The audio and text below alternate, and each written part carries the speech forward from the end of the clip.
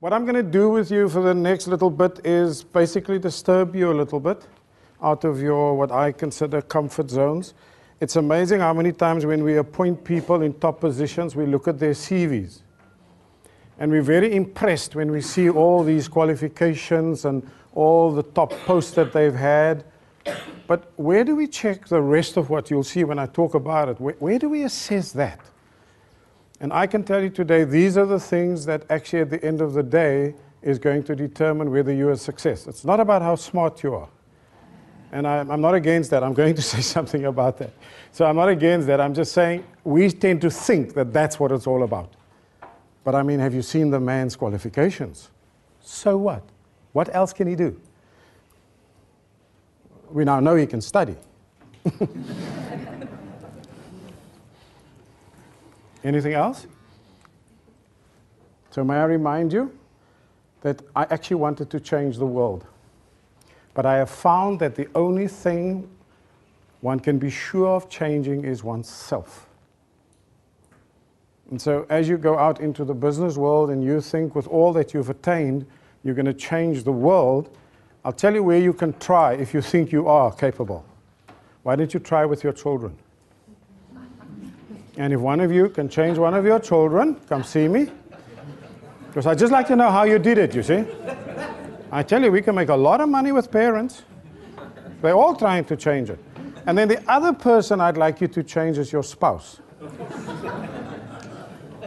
Again, if you've succeeded, give me a call, man. I'd love to make money with you.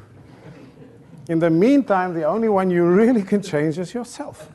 And we spend all this energy trying to change everybody else. I've got a few guidelines for what I want to say this afternoon. I'm saying to you that many have worked in this area, but I think this presentation, you will soon notice, gives a little bit of a more complete perspective. I also need to remind you that we are living and working in an interconnected world. And so what I'm going to be doing with you cannot be seen in isolation.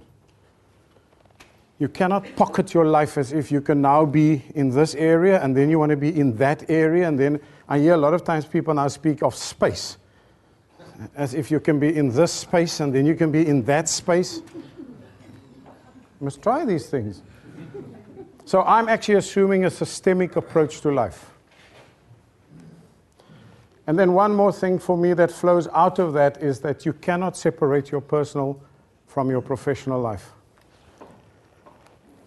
Because life is one indivisible whole. I think we make a major mistake if we think that we can be one person at work and another person at home. I'd like to know which is the real you.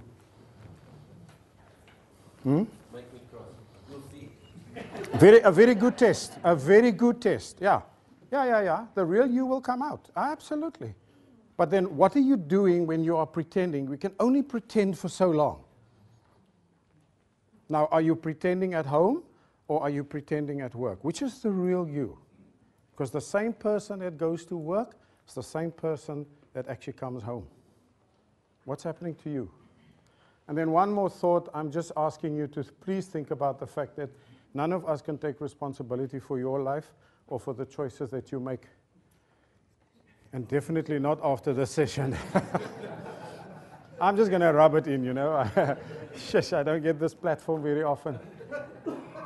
What I'd like to do with you, I'd like to introduce you to what I call the SPICE concept. And then I'd like to add 3 more intelligences to that: moral, cultural, and environmental. And then if anybody wants to ask something or have a reflection, that's fine. May I remind you that your public behavior is merely private character writ large.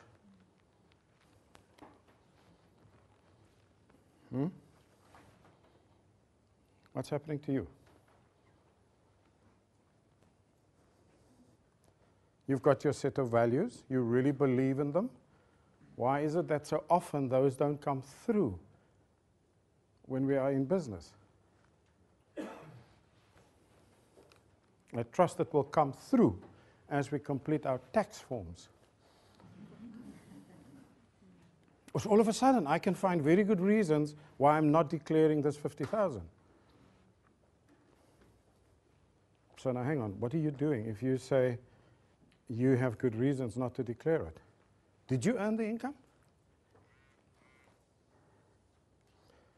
The spice that I'm going to talk to you about is what I define as 5 inseparable aspects to who you are.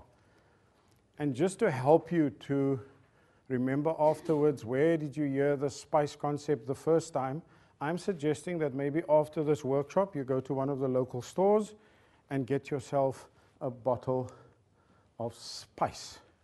But the spice I want you to get is sweet basil.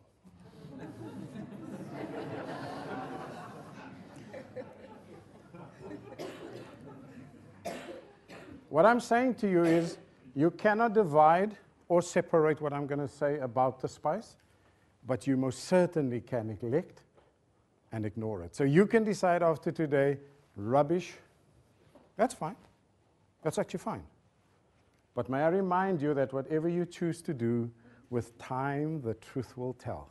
Can I say something about spiritual intelligence? This is the intelligence with which we actually balance meaning and value and place our lives in a wider context. And very interesting, we are now finding that this is the ultimate intelligence, as without it, the others appear to crumble. So I don't want to speak about spiritual intelligence. We just start too many debates and issues around it. I simply say, do you know what is the legacy you are leaving behind? Because every day, everything you do, everything you say is busy establishing that legacy.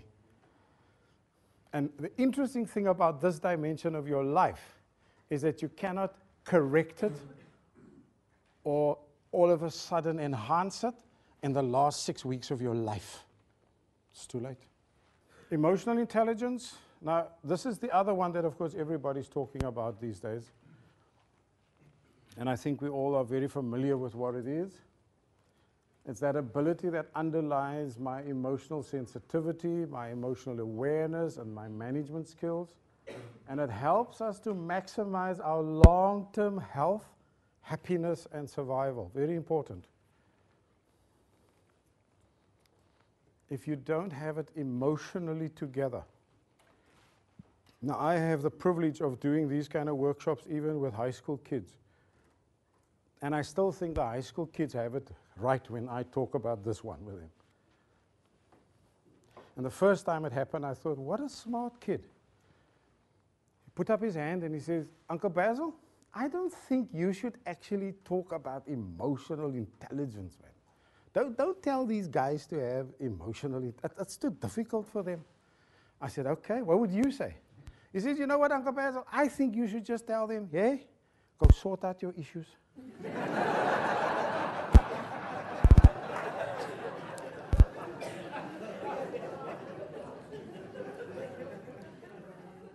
So if any of you are thinking of coming to do emotional intelligence at this place, before you come, can you go sort out your issues, man? My word.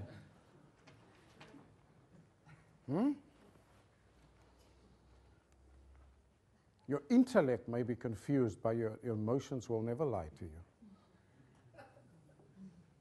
Something's telling you as you're involved in some, maybe a office affair, I don't know.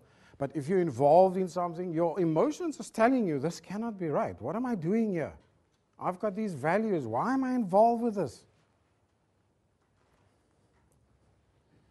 But those are the times that, of course, we don't think with our heads. It's very important to understand that emotional intelligence is not the opposite of intelligence.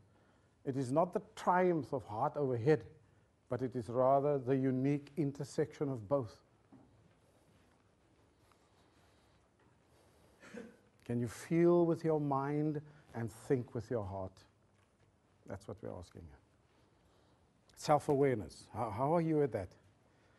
Are you aware of how you come across? Huh? Can't you see that you're offending people sometimes? And your attitude may be, look, I'm not here to make friends. I'm here because of a bottom line. We must get results. So if you want to be friends, go join a club. Okay, keep carrying on like that. Keep carrying on. That's okay. Carry on like that. You're busy writing your legacy. Ask one of those people that you speak to like that to come and speak at your funeral. In fact, they may not come.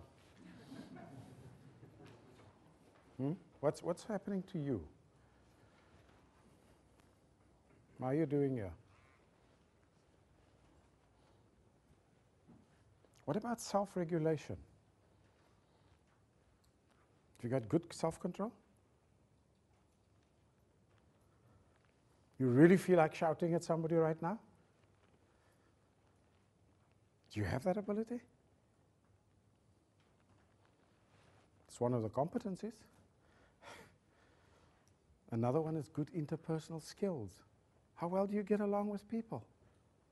And I'd like to please say to you that if something is not part of your being, it is not sustainable in your doing. You can try, but it won't last. And so the multiple intelligent leader is the one who has centered all of these different intelligences in the core of his or her being. And then guess what happens? We're now judged by others. We will not be judged by what we say was in our being. You see, I had such good intentions, but I will never be judged by my intentions. I will never be judged by what I say. We are all being judged by what other people observe in our doing, our behavior.